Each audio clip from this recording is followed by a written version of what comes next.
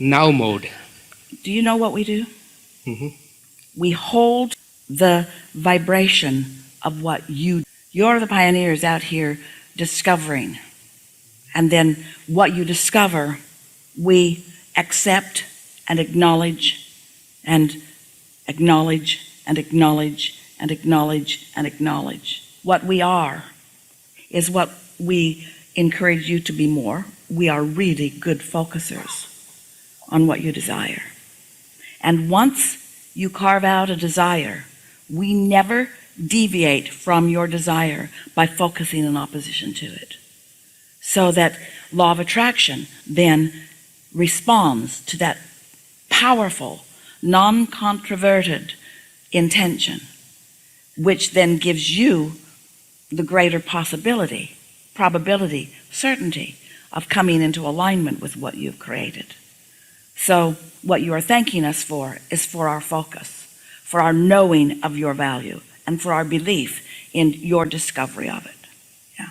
Because nobody ever needs to know any of this, you know. Life would work just fine if you weren't here listening to this and learning about the laws of the universe and knowing how it works, because you can't stop having life experiences and you can't stop putting things in your vortex. And we will never, source energy will never, law of attraction will never stop responding to that vibrational offering. Law of attraction always, always works, always works. And so there's always a calling to the desire that you have created. The advantage that we give to you is that we shine a spotlight on the importance of you getting into that receiving mode. And that's exactly where I'm going, so thank you for setting it up. Yeah. You're good at focusing on what I want. I'm good at focusing on what I want in this physical form. We can't do your focusing, can we? We heard what you said, and we focused there, but you've got to focus upon what you want. We can't focus enough on what you want to make you focus upon what you want, because you have free will to focus anywhere you want. You are so free, you can choose thoughts that feel terrible. Mm-hmm. So here's my gray area. Growing up as a child in nature, playing with animals, I was always, or mostly, in the now mode. Yeah. Observing, reacting, enjoying. Yeah. There was very little thinking or imagining my future. Well, there was thinking. There was thinking, but there was less resistant thinking. And so you've just pointed out something to yourself that we want to shine a spotlight on, because what you have just acknowledged is, when I talk about thinking, I think thinking must be upon important things, like ways to earn living or ways to change the world and things like that. So you're not giving yourself credit for the thoughts of, aren't you a beautiful beast? And isn't this a beautiful day? And aren't I having a lot of fun? And I wonder what that would do. And I wonder what that would do. You were thinking. Don't try to diminish the importance of those early thoughts. Those early pure thoughts, far more important than these later resistant thoughts. You're looking for purity in thought, not sophistication. And when you find purity in thought, it must become sophisticated, because law of attraction will respond to it. You know what makes thoughts that are not effective? A thought of desire and thinking of what you want in its absence, and you want in its absence. I want it, but I want it, but I want it, but. That thought never becomes sophisticated. It never becomes powerful, because the introduction of resistance constantly keeps it at wherever it is. Good conversation, yes? Mm-hmm, mm-hmm. So the thoughts that I'm thinking now are more about work, next steps, the battle plans, the planning, strategy, execution. All right, so let's just, for the sake of clarification and benefit, let's rephrase that. The thoughts that I'm thinking are more about battles and strategy and what we want to add to that. My step one thoughts are contrasting in nature as I weigh the pros and the cons and the pluses and minuses of things. As I'm evaluating, as I'm gathering data, these step one thoughts are sort of resistant in nature. But what else are they? They are highly productive, because when I know what I don't want, I'm launching rockets of what I do want. So these are discerning thoughts. These are building blocks of experience thoughts. But I don't want to stay in that contrasting thought so much. At some point, I've got to go in the direction of what I've really chosen with these thoughts and practice myself into alignment with that. Yes? Hmm. So one of the challenges is this: when I start my work and I'm really good at focusing, the world disappears. I am only focused on what's happening with my work, and I'm good at performing that. We have a question for you. While you're good at that focusing, how do you feel? For the most part, it is good because it turns into good manifestation for me. However, right outside my window is a beautiful lake. Turtles are coming up to lay eggs. Butterflies are flying. Dragonflies are playing around. And sometimes I'm inspired to stop my work, go out and experience that. And I do that. But within 5 minutes or so, my emails are calling me. Here's the thing that we really want you to hear. Let's focus on the concept, the word, the idea, the feeling of satisfaction. And when you're standing and looking at the turtles out of your window, we want you to go there in your mind, looking out of the window, and tell us really how you're feeling. I'm feeling that I want to experience it more. Yes, I so want you're to feeling go out lack. and just do that for Yes, the whole day. yes, you're feeling deprived, you're feeling taken advantage of, you're feeling the injustice, you're feeling something that feels unfair, you're feeling that you want to do something that you cannot do. And so there's no satisfaction even in that thought. Even with that beautiful glimpse of something, you haven't practiced yourself into a segment of intending to just feel the satisfaction in that. And that really is what we're getting at. If we can help you, if you can grasp this concept of what true satisfaction is, you'll be able to find it with your turtles and find it with your work. You'll be able to find it no matter what you're putting your attention upon, because you'll be fully present. And by fully present, we mean you'll be present, but you'll be allowing your inner being to be present. Say it again. Your inner being is always present, but you'll be allowing yourself to know and feel that your inner being is present. Your inner being is always focused with you. And whether it's turtles or whether it's some project that you're working on, it doesn't matter. Your inner being is joyful in this forward focused thought. So when you allow yourself alignment with the energy of your inner being, then satisfaction is your experience, because you're not focused in a way that is holding you apart. You see, the only thing that ever makes you feel uncomfortable, we want so much for you to hear this, we want to shout it. This is Esther's impulse because of the intensity of what we're offering. The only thing that makes you feel negative emotion or anything less than really wonderful positive emotion is you are depriving yourself of the alignment with your source energy.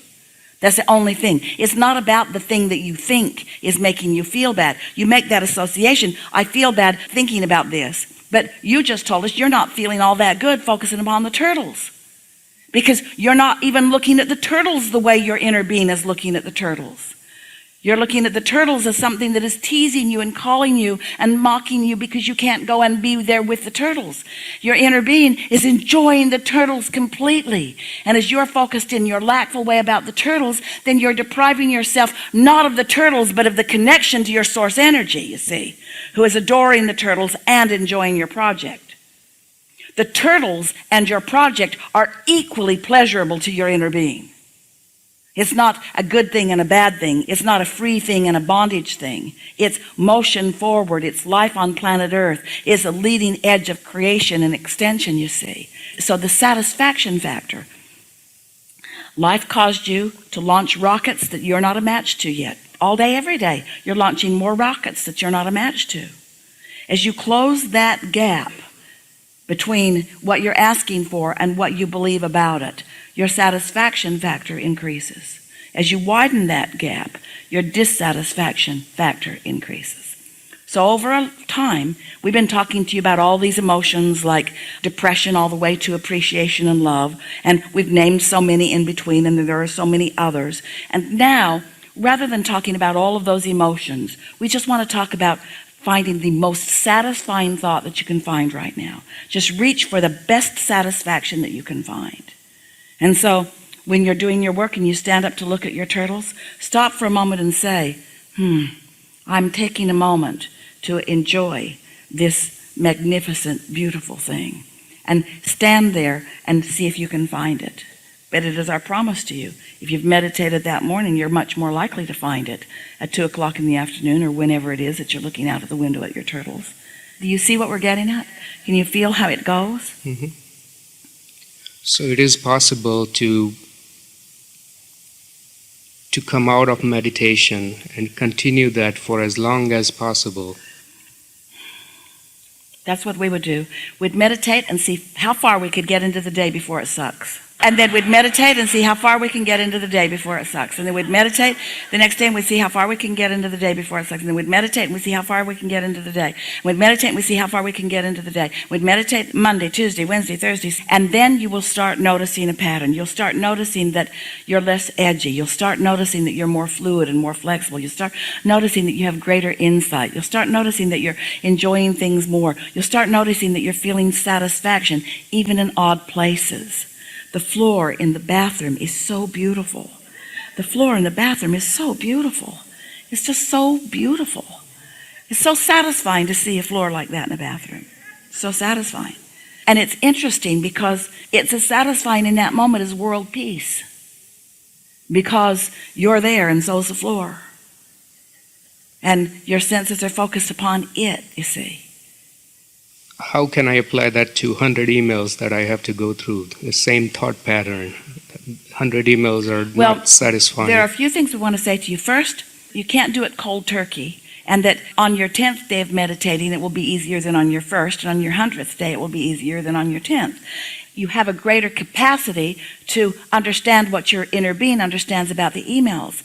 You're seeing the emails as task-driven.